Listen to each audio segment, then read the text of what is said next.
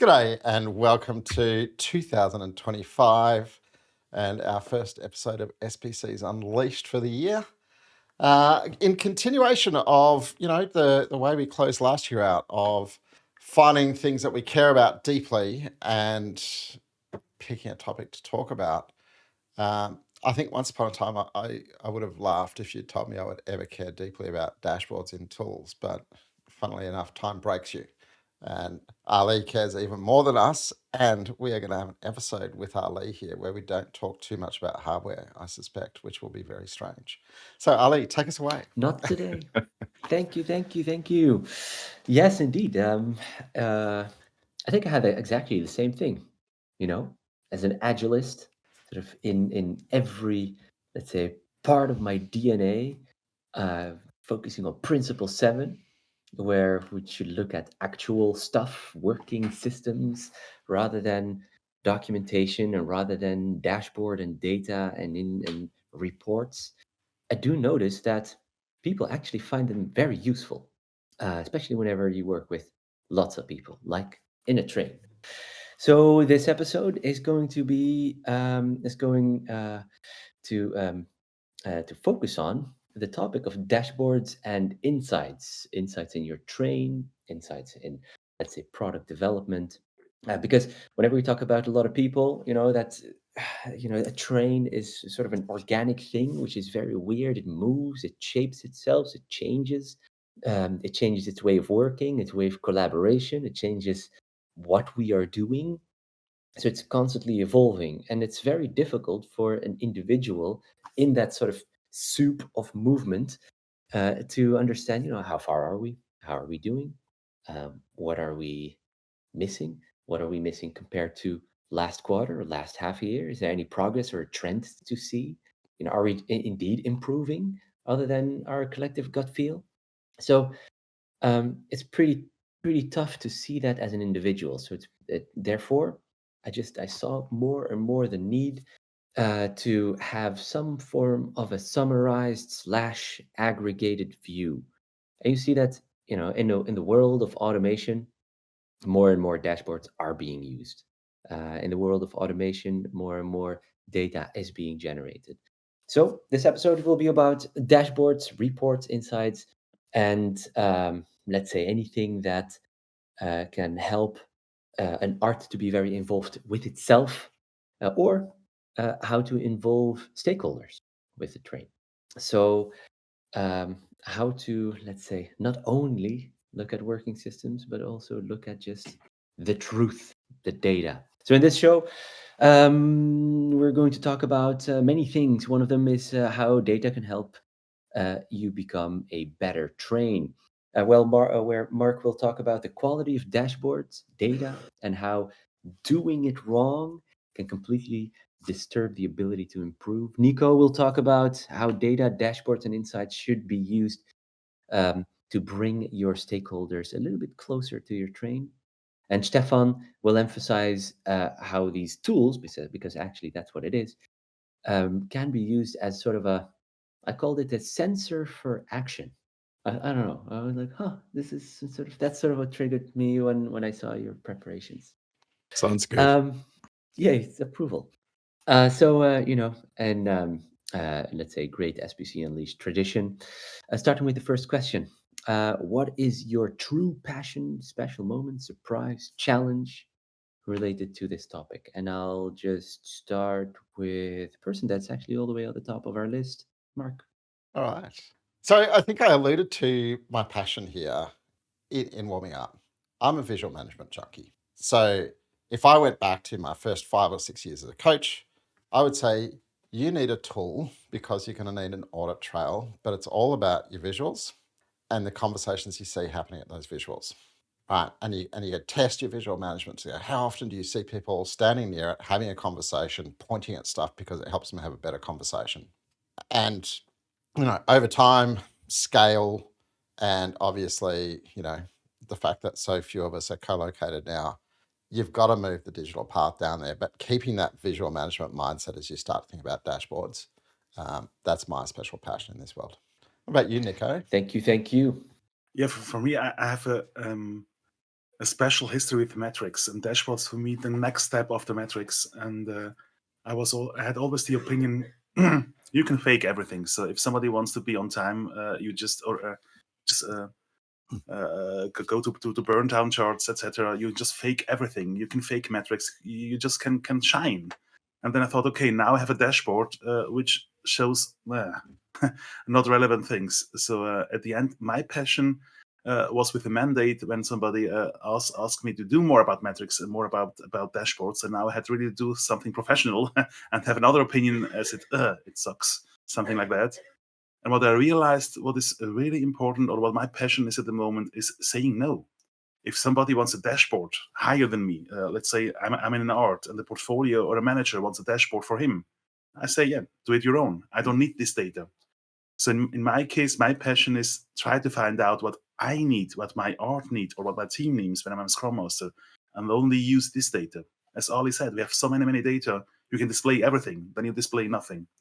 So find out what is important for you and create something that helps you guide your art team portfolio wherever you are.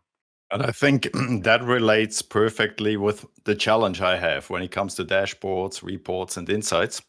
As a coach, I always get this discussion very early in a transformation. What tool, what dashboard? And I like to inverse that and say, guys, what are we talking about? Again, what does it serve for, right?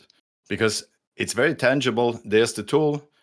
There's some initial dashboards. Let's use it. It's nice and shiny, but is it really helpful being aligned and staying on track? And that's what a dashboard is for me, right? If you take a train driver or a car driver, your dashboard is indicating if you're still a good driver, if you're within the speed limit and stuff like that. And I like calling it a challenge.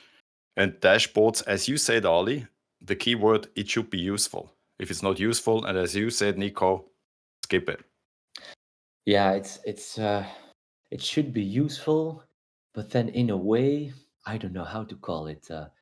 And let me just explain my thought. It should be not too useful, because I've noticed something, and I would like to just check that with you, is that if you have good data, then the dashboards become very useful and very truthful, which might also cause people, so stakeholders and project leads, to move away from the people and only focus on the dashboards, because the dashboards tell me enough.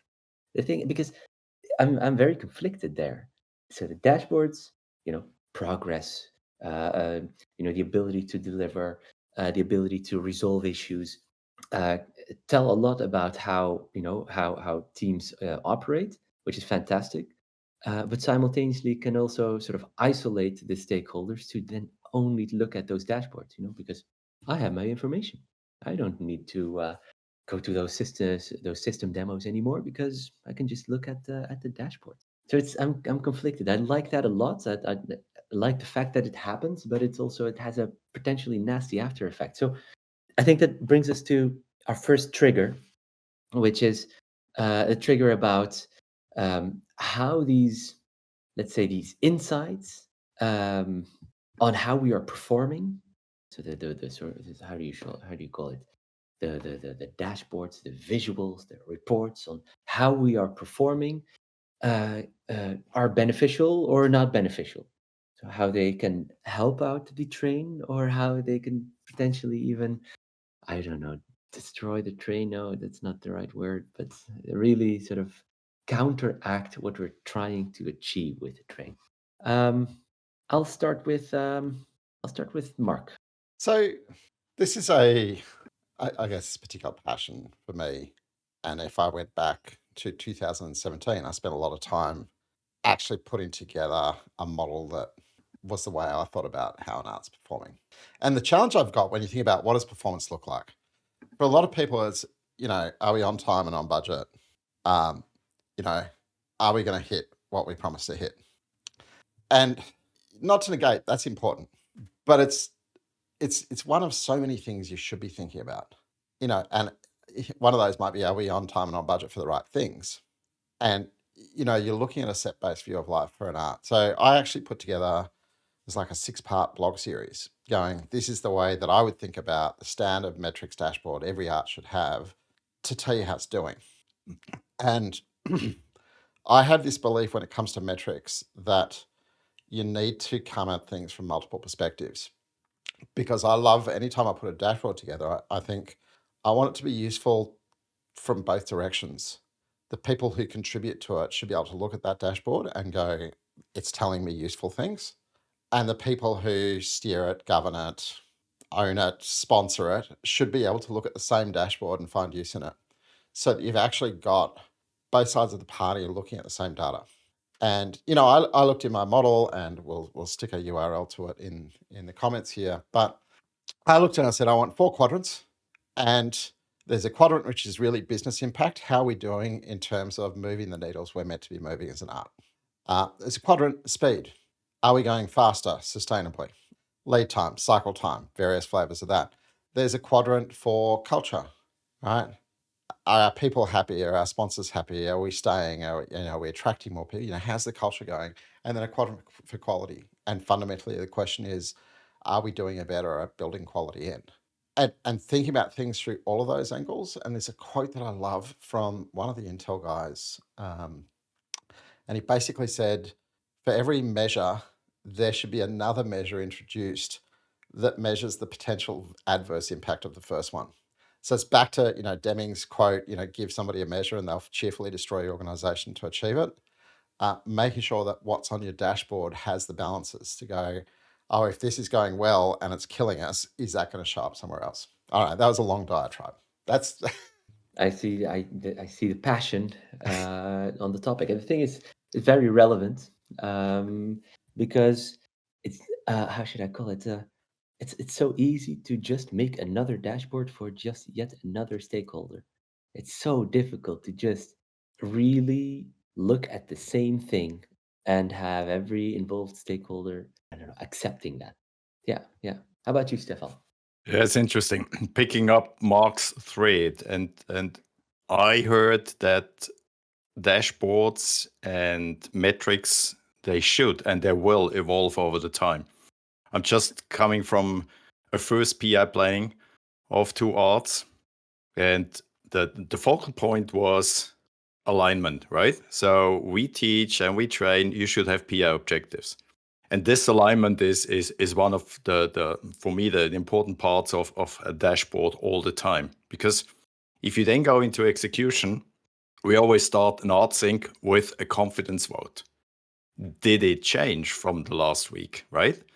Does it give an indication and not becoming a progress statement gathering where people talk about how busy they are, how successful they are? We want to see the indications. Are we still on track, right? So PI objectives, very important for me, but I'm sure, and the discussions on day 2 in PI planning already went into, how will they evolve over the time? Because we have other focal points from a strategic perspective. And Mark mentioned that, right?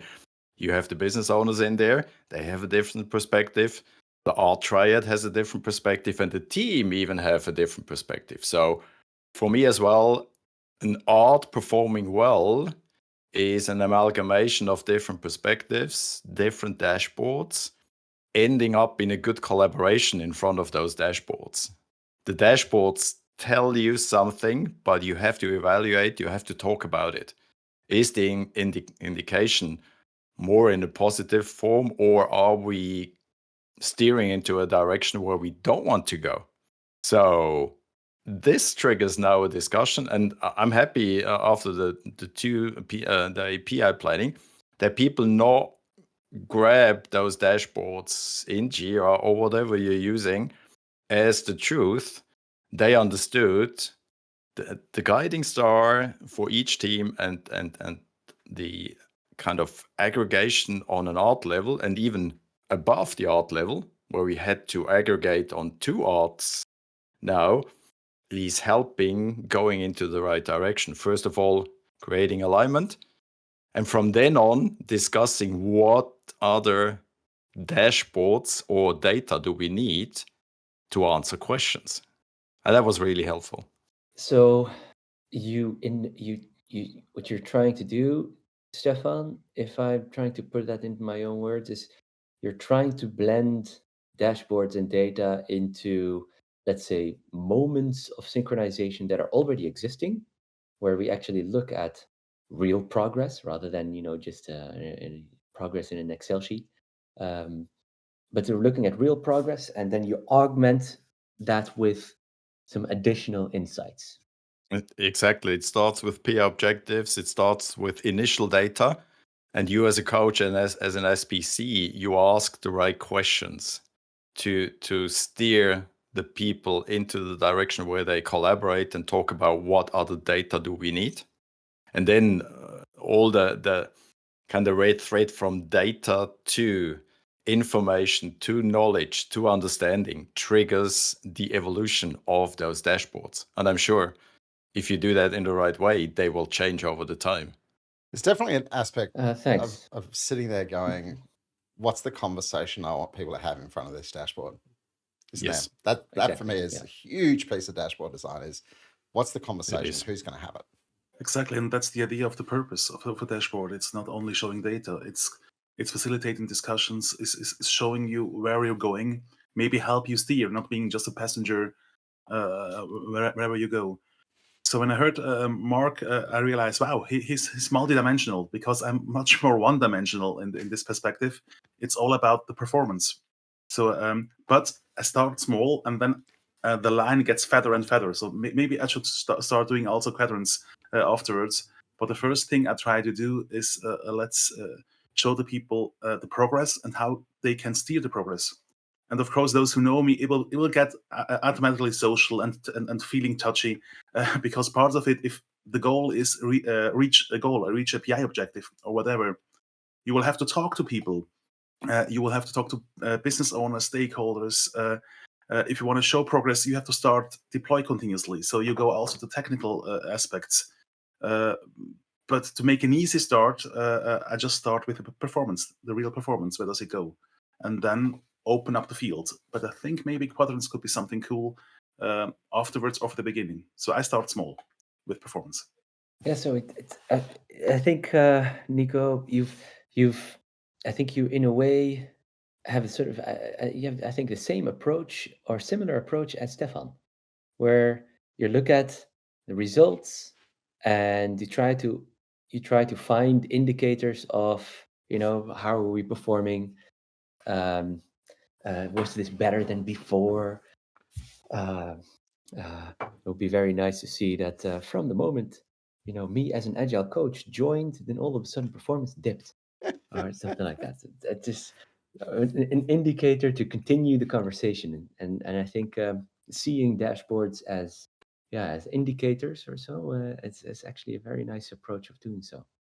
I've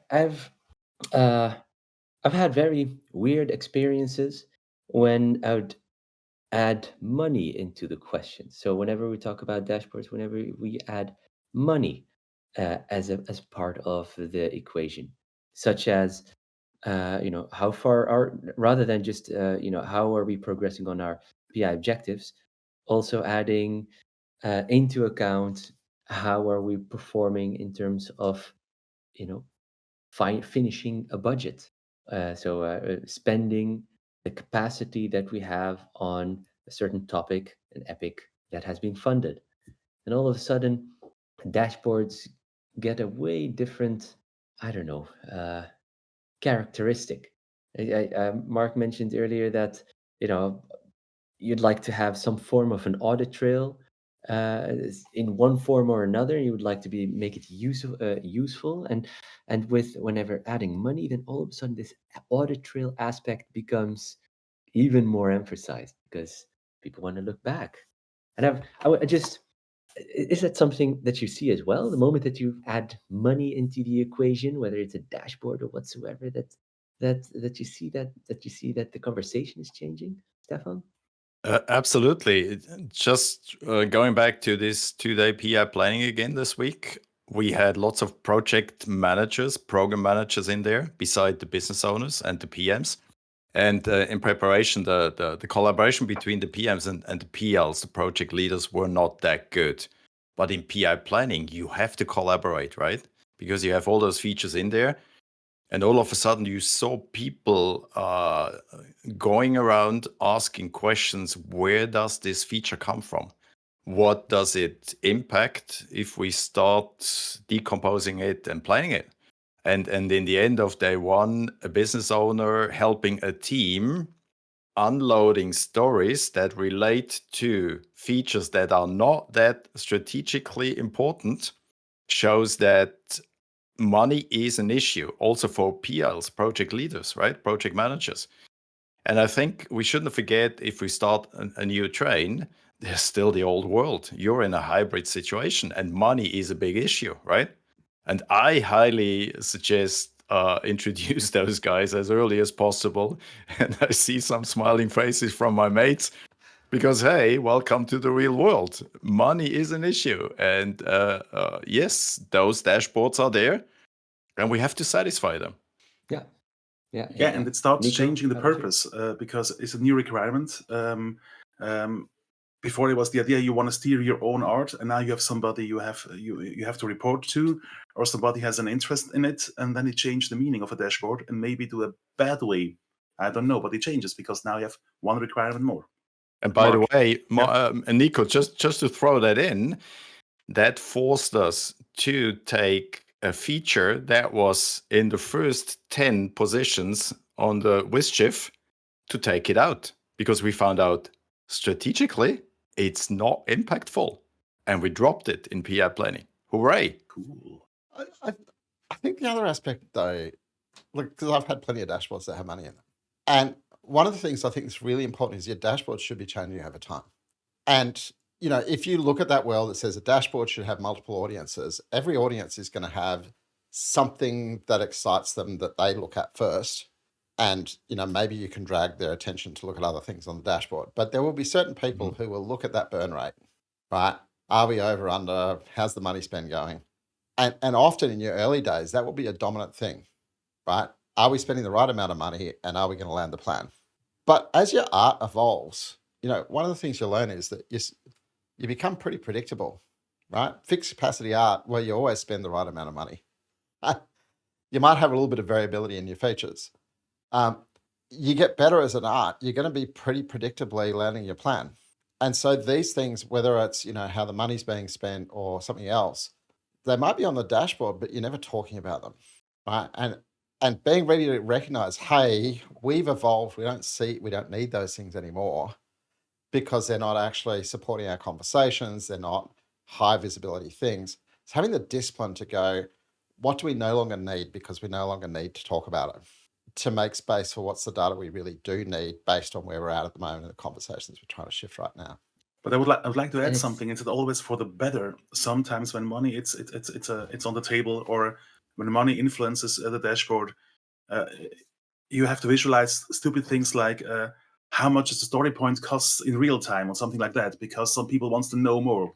So you just mentioned the good part of it, Mark, which is nice to know, but it's also the other part. Just people saying, I have the money and I need to know what money happens, and then you have really stupid metrics there. And that's why I said in the beginning, I just want to visualize things I need to. So if I don't need these numbers, so please find it yourself, create your own dashboard. That's But we had a really handling good the bad example side. with money, like a client of mine last year.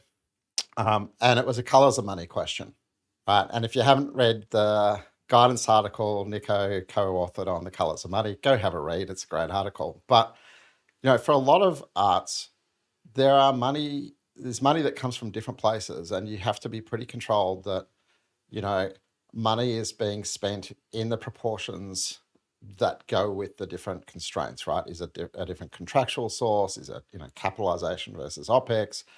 You know, what is the question? These guys had a scenario, and they'd had it for years, that there were 3 very distinct colors of money that went into their art, and they were always struggling to balance, particularly one of those sources of money. And so they went through a whole thing where, you know, the way the teams were prioritizing their work, the way the work was consuming money, and the source of the funding and the correlation to budget for the source of the funding got put on every team dashboard.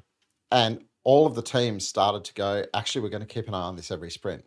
And all of a sudden, literally within the space of a PI or two, they were landing perfectly. They were in a better controlled budget position than they ever had before because they'd educated the teams on how these sources of funding influence the choices they should be making, particularly as product owners, about priorities. And so you got this magical transformation because you put data that traditionally was, the province of finance and management in the hands of the team and said, hey, can you look after this? And then it went away as an issue because they were landing it so beautifully. I think that's an indicator in itself, right? That if we're so focused, I mean, I don't know how to call it. We need to understand how certain initiatives are being funded.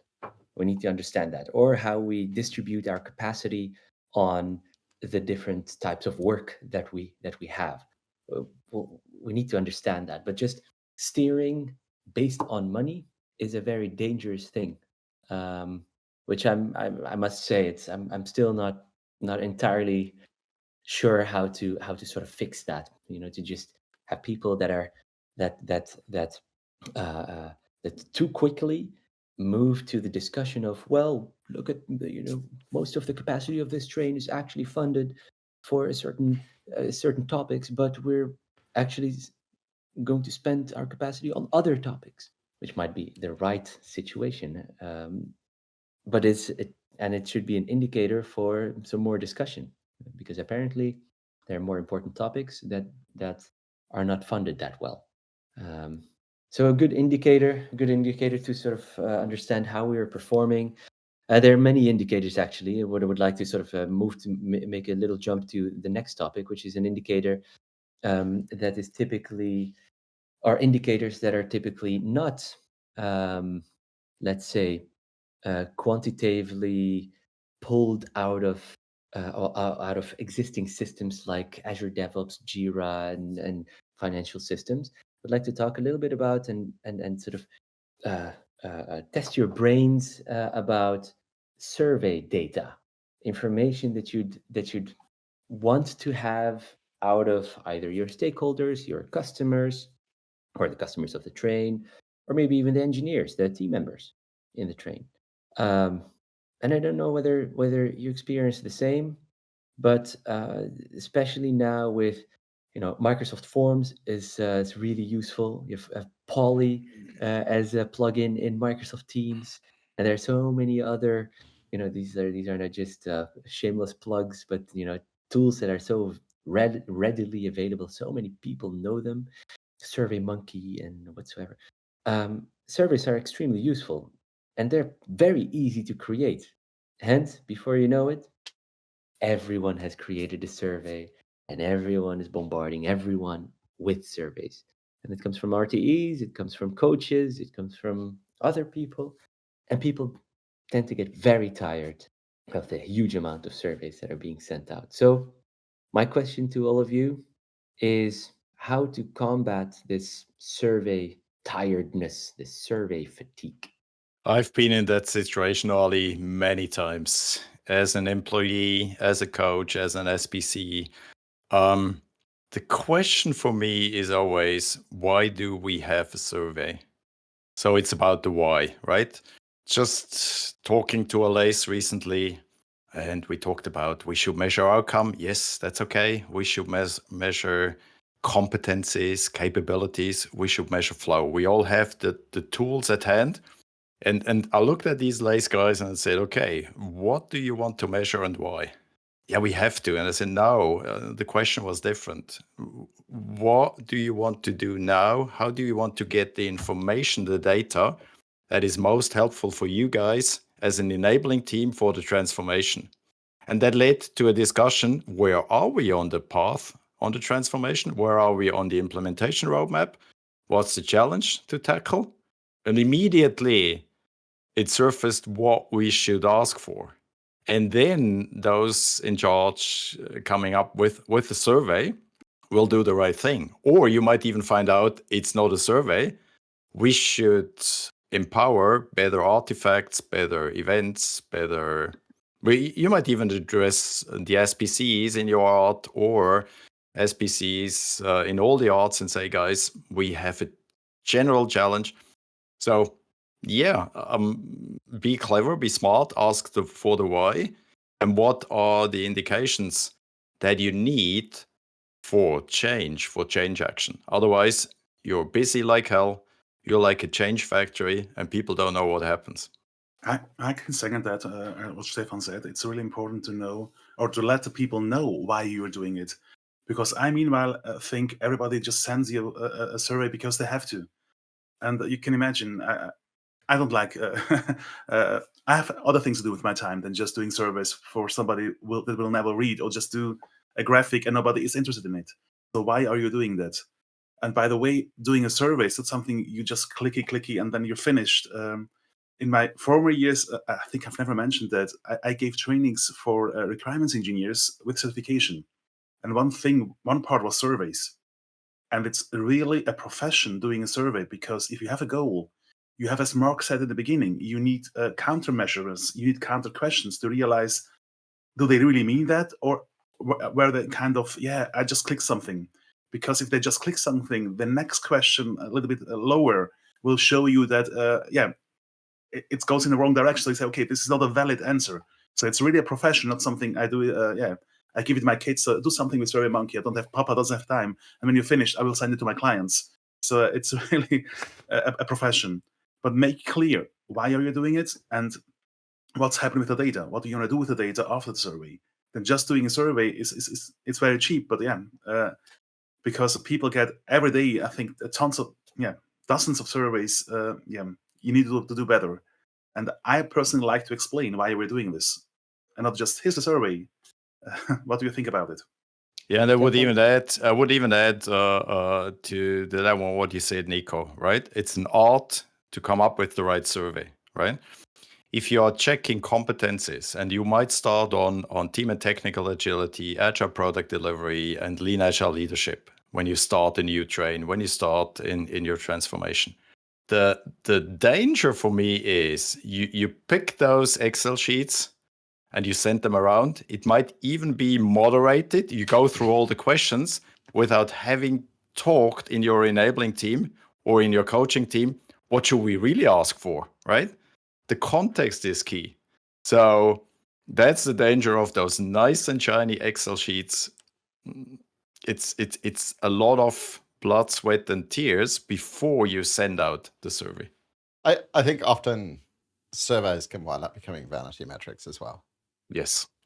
I've seen an awful lot of people run an awful lot of surveys that really just felt like, we want some vanity metrics to show that our transformation's going amazing. Yes. But I think the other thing there is not just vanity metrics, but are you doing something with the feedback? And you guys alluded to, is it visible? That's probably the first thing to me. If we're surveying people, and particularly if you think about some of your cultural measures, a lot of that's going to be qualitative. But you can usually do some kind of quant summary on qualitative stuff.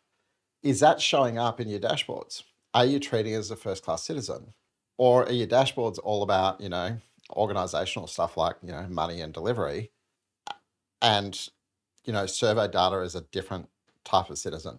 Because I think if there's one thing that people really, really get sick of, it's you asking for their opinion and not doing anything with the answers they give you. Any one of my clients that I'm coaching who starts talking about a survey, it's like, what are we going to do with it? Firstly, how are we going to broadcast the answers and share back with people what came out of it? Secondly, how are we going to show that there's a commitment and accountability to doing something with the data they give us?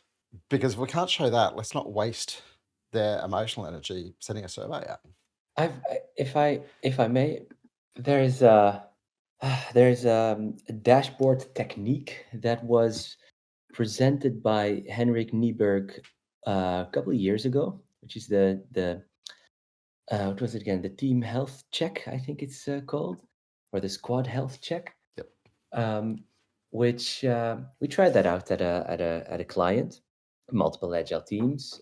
We really wanted to move away from the very numeric type of dashboards. We tried to move to a more of a dashboard that shows trends. Are we doing better compared to last time on a couple of factors? And and we created I think it was once every 2 sprints, like a very quick 4-minute moment during the system demos to get information and then to very quickly display the results. But what we saw is that the effect was not from teams. No, the effect was actually coming from project managers and line management stating, hey, team, I see that you're not that happy. I want you to do something about that for the upcoming measurement, because what I think, to be honest, I think it reflected, the results reflected back on them.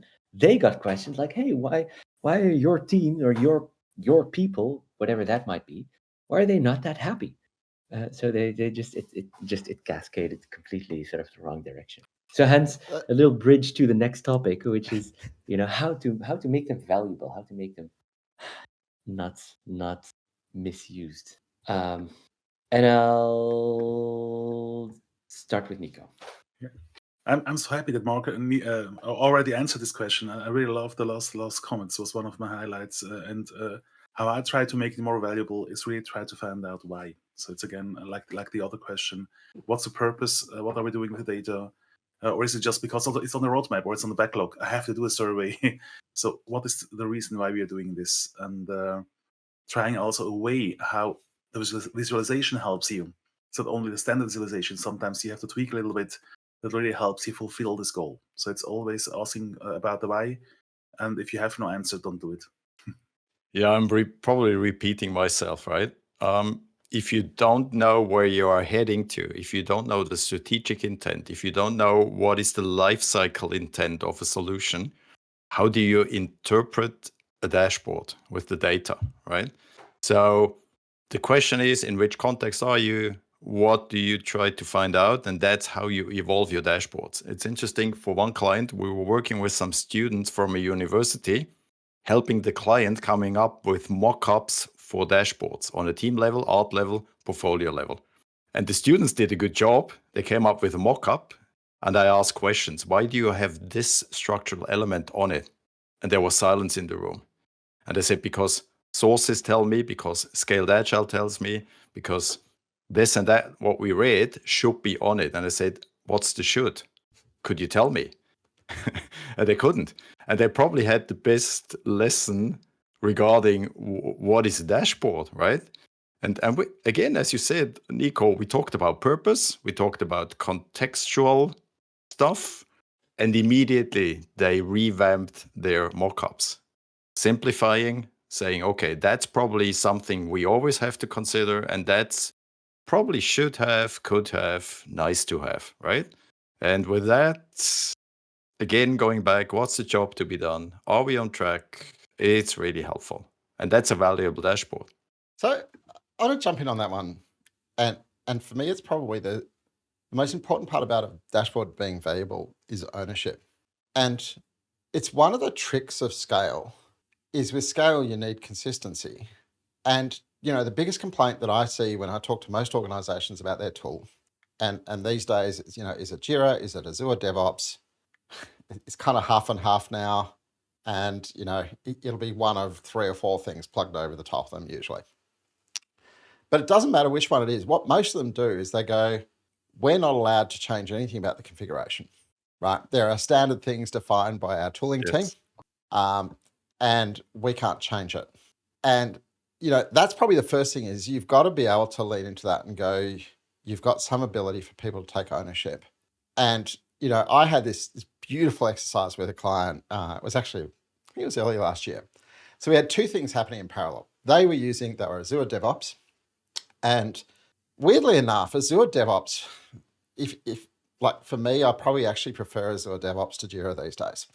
Don't ask me why. I couldn't explain it. But anyway, they had Azure DevOps and it was all in a complete mess because every team had their own instance of it. They all used it their own unique way. There was no way that you could do any kind of aggregation or scaling view across teams because of the way it was structured. So we had an expert in who was restructuring and migrating the Azure DevOps stuff and building a bunch of standard dashboards out for the teams to go with, this is the way the consolidated view and configuration of all the data now.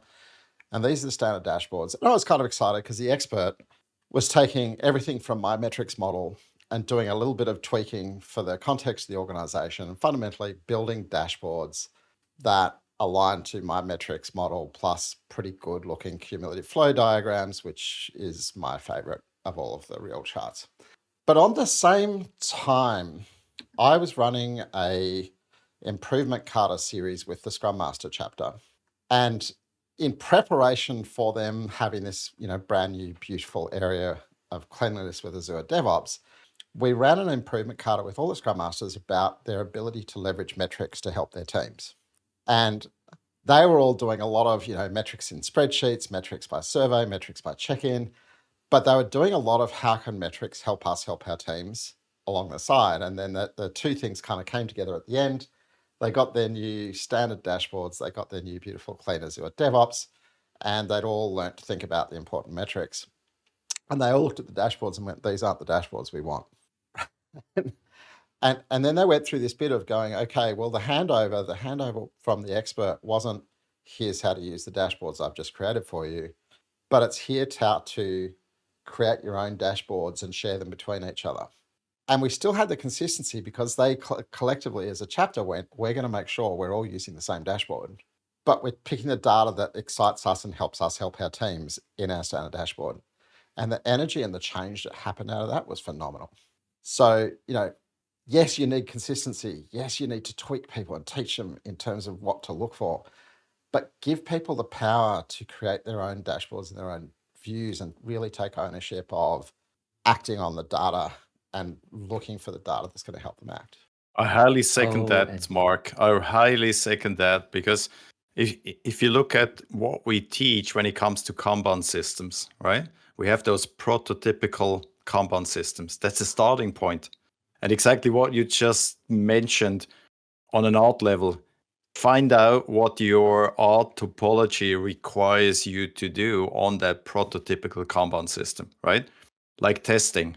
What is implementing? What is integration? What does that mean? For a platform art, it's totally different, providing services and solutions for other arts than for the stream-aligned art that is close to the operational value stream, has a short time to market, stuff like that. So highly second that what Mark just said. On a team level, if it's related to what we concluded on an art level, let the teams find out, right? Again, some teams might only use a column that says implementing. Some say implementing, that doesn't create any data for us to improve over the time.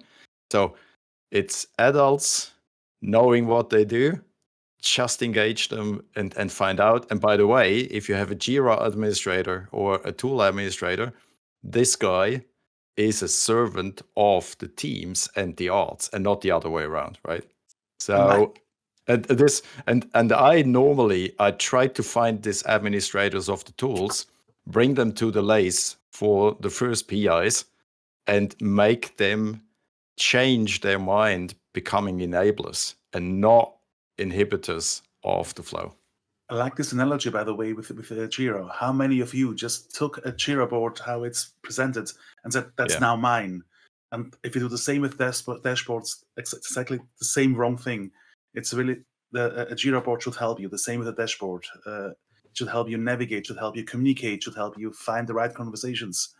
And exactly, if you just take a classical Jira board because SAFe says so, because your Kanban school says so, then you're doing wrong. Thank you very much, Stephan. Was one of my highlights. You're welcome. so that brings us, I think, to the topic of, not doing all of this, not creating all of these dashboards yourself, but automating some of them. The tools that have been mentioned just now are, by the way, not sponsors of this podcast. So No shares. that can change. But these type of tools, they have all kind of predefined reports and let's say predefined views that can be used to understand, how are we doing? What's the progress? Any insights that we can derive from the data. So last question of today would be about automating insights. How would you do that, and where would you start? And I'll start with you, Mark. All right. So during the prep, as soon as I looked at this question, I had flashbacks to Japan. And the number of lectures we had from the Toyota type people about how expensive automation is. And the fact that you have to consider the payback period of automation. And it's very easy to over automate and to actually suffer for it commercially. And it was like, it did my head in because I've spent my life going automate, automate, automate. And they had this moment that when we were walking around the first Toyota factory. And of course, what they have is they have these little, I guess they're like little trucks with trays on the back that move the goods around the factory and drop them off to restock the assembly line. So, they load up a whole bunch of boxes on this trolley. It moves around in a predetermined route and drops those boxes off for restocks at a predetermined pace. And that's a lot of the efficiency of their flow of, the just-in-time inventory sitting next to the assembly line. And when we're there, he shows us this one, and it's got a guy walking next to it. And it's got another guy, actually. So there's two guys walking next to this trolley. And they're both interacting with it as it does things. And he goes, "Oh, it's Kaizen Monday." And we said, "What do you mean?" He said, "Okay, well, Monday's the first day that a lot of new Kaizen stuff kicks off. And what they've obviously done is decided to change something about the way this particular delivery cycle is working. And although that trolley is actually, it's robotic, and with the appropriate, configuration and programming, it actually doesn't need attendance. It will do the delivery cycle. It will drop the goods off automatically. It needs no intervention. But they've decided to change something. And what they're doing is, instead of starting with programming, they've got people walking with it, and they're manually making the changes to test how they work. And then after they've gone through a few cycles of going, okay, this is what works properly with our new manual cycles, we'll go back and we'll do the work to automate it. And I think when it comes to things like dashboards, the instant you go hard after automation, you don't want to change it. Because it's hard to change now. You've invested all this money in the automation. And, you might have fought for priority, for funding, you name it. What can you do without making the investment in automation to get to the data that actually helps you, and then plug the automation in afterwards? And it could be as simple as something like with if you're using Azure DevOps, it's really easy to do Excel exports from Azure DevOps and hook up Power BI dashboards. And they're very lightweight. You can do it yourself. You can build Excel queries and Excel views, and you can apply Excel transformations to the data before you ever go and negotiate for a change of configuration in Azure DevOps. That's your lightweight stuff. And then you go, now this is the thing we love. Cool. Can we go back and we can do the work to actually bake it into our configuration? So that's me and automation. What about you guys? Niko, I see Yoda on your face. Yeah. Yes, a young master. First mastery you must seek, then automate. So that's what came first in my mind. I see so many people try automate things, automate reports, which they are the wrong investment. So really, you first must know what you want to do. That's why I said, in a Yoda. Imagine me in a Yoda voice. First master you must seek, then automate. I'll give us a Yoda voice, man. Come on, you can do it. I can't. No. There is no can't. Yeah, it's interesting. It's interesting. We're talking about automation. If you talk about automation, what springs to my mind is, what is quality, right? Again, have the discussion about quality, because automation is activity. Before I get active, I need to know, why should I do it? Again, the why. I'm repeating myself. And then having this collaboration about what is minimal requirement to achieve that. Again, Mark mentioned it, on a team level, on an art level, has different flavors. Even if you then aggregate on a portfolio level, different business units, enterprise level, these are the discussions we should trigger when it comes to automation, right? And this then ends up finally, as a result, with dashboards, visualization again. That's the cool stuff I like about automation, because ask 10 people what automation is, you get 10 different answers. Okay, let's align, let's find out what it is and how we should automate. that it's really beneficial for whatever entity we are talking about. Yeah. And it does bring quite a lot of how do you call it, creativity, which I do like to see. Before you know it, Excel takes over, and everyone has their own little Excel charts that are updated for 3 sprints, and then after that, completely forgotten. So then obsolete. But I've seen people make beautiful, really cool charts in Power BI. Which, if you're working in an environment that has, the Office 365 stack, using Microsoft Teams, you can blend that into Teams, into a certain team channel or whatever. It's pretty cool what you can do. So, what is pretty cool, and sort of one of the coolest thing of this podcast is to just reflect on this topic that we've been talking about for almost an hour now, using a completely different sort of angle, an angle that is inspired by our one and only storytelling uncle, Niko.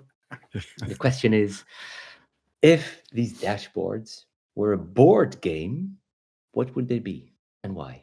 And I'll start with you, Niko. Yeah, it was so easy to find the question, but so hard to find an answer. And then after fighting with myself, I've chosen Schiffliefersenken in Swiss German. In English, I found out the game is called Battleship. So you have the opponent's ship there, and you're on here and try to sink it. And why? Because I don't care if it's a dashboard or not. Because if it's a board game or not, it's something I need. So the first point is it's something I need, even if it's maybe not a dashboard, a board game. Sorry. And the other thing is it visualized exactly what I need, not more, not less. It fulfills the purpose. It visualized what I need. That's why I've chosen Battleship, even if it's maybe not a board game. Thank you, Niko. How about you, Stephan? I've chosen, in English, it's Parcheesi, the game of India. In German, it's Eile mit Weile. It's a game where you have 4 items. It's like tokens or like persons. You move them around the course and you have to achieve a goal. You have to go home or you have to go somewhere. And if you are overtaken by others on that game, you go back to square one. You lose, right? And I like this board game because it's reflecting the balance between advancing quickly and also avoiding setbacks, right? So for me, dashboards is really how are we advancing? How do we get the indication that there might be some setbacks? Because we're always operating in a context, in an environment, and we're not alone. Nice. Isn't that Ludo? Or at least I think I don't know how you call it. Might be. It's in different countries has different names, right? Does it have the I didn't do the clicker in research. the middle of the board that rolls the dice? And like you click down and the dice goes, and then No. does it in this little It's dome? really Okay, everyone rolls the dice, and according to your luck, you advance quickly or not, or you are even overtaken. And some of the spaces are like safe havens. If you are overtaken, you don't have to go home and start from scratch. And if you are on a blank field, if you are overtaken, you have to go back. Someone was faster. I see us next Safe Summit playing games. Yes, Exactly. let's do that. How about you, Mark? So I'm about to change my answer. I will tell you, I reckon at some point ChatGPT is going to recognize when I'm asking it about Niko's jiggles. Because it feels like every time there's a jiggle, I make up this crazy prompt. Like the prompt today was, what are 20 popular board games with strong analogies to human life and philosophy? And what is the underlying life analogy that the game is presenting so that I could pick one? Oh my God, is that what you write to ChatGPT for this question? Absolutely. That's sophisticated. Wow. But actually, as we were talking, I came up with a much simpler answer. I'm going to go with snakes and ladders. And the reason I'm going to go with snakes and ladders is because when it comes to data and dashboarding, like you're trying to climb your way up towards having better and better information that helps you steer and improve more and more effectively.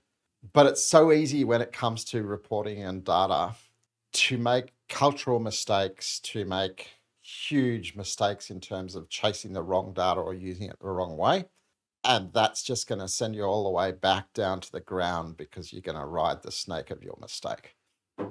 Nice. I see the parallels amongst the games that all of you have chosen. I've chosen a slightly different approach.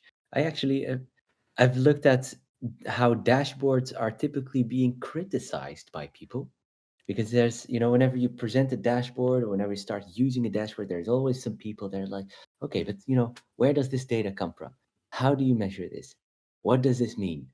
And those kind of questions are essential in making sure that we're showing the right stuff, that we're reflecting on the right stuff, that we have the right indicators showing reality. So the game that I chose was Guess Who, which is a game that is typically played by 2 or more people. Everyone has a sort of a little deck with all types of little faces, but you cannot see from each other which one each person has selected. But based on asking questions, you can sort of identify which of the puppets, which of the figures are not it. So you'll have to That's the one that's criticize, like, question. are they wearing glasses? Do they have a handbag? Do they have red hair? Exactly. Yeah. Exactly. Yeah. So, are we using the right data? Where does this come from?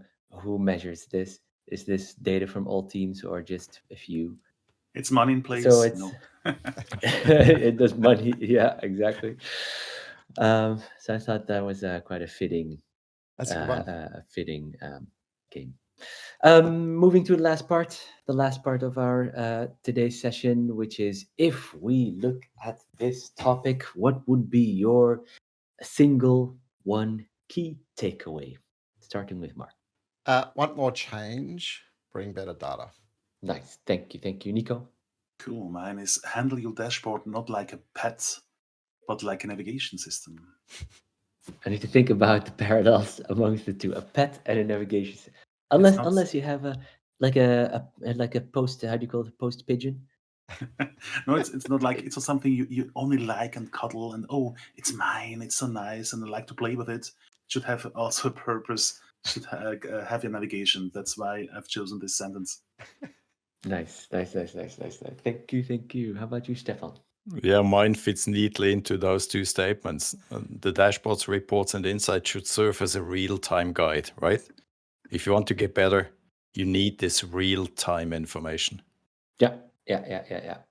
And hanging on the word real that you just mentioned, Stephan, I have something very similar, actually. I think that information become insights when they're truthful and dependable. People can depend on, which I think there's actually a lot of parallels in what we important in dashboards and insights, which I really liked. They're much appreciated to share your information, your data, which is basically your experiences that you've injected into this episode.